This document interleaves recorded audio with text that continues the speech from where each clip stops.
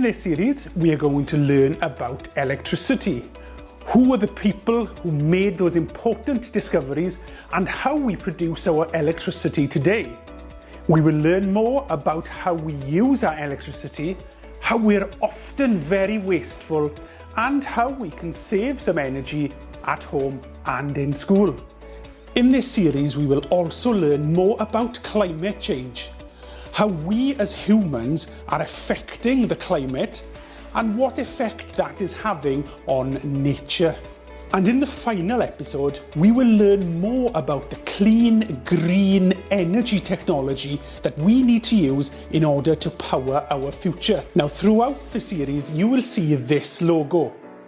This will give you an opportunity to pause the video, consider or even research further before answering the questions.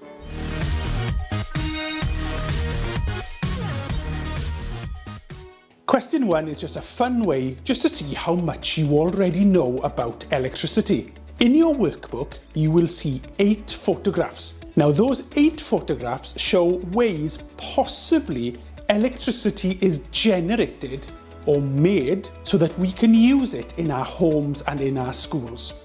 That's all you need to do is put a tick in the box next to the photographs that you think generate electricity that we can use in our homes and in our schools.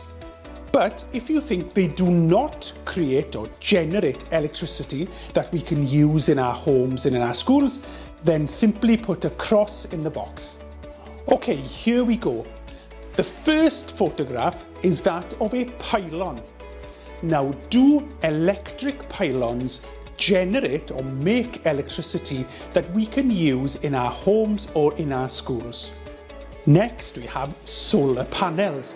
Now, do solar panels generate electricity that we can use in our homes and in our schools? Next, we have a fireplace.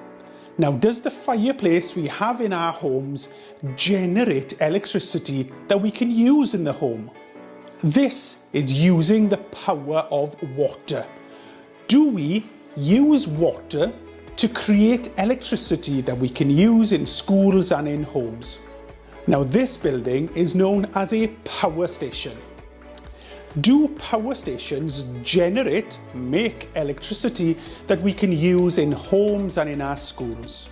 Do batteries generate electricity that we can use in our homes and in our schools? Do wind turbines generate electricity that we use in homes and schools? And finally, lightning.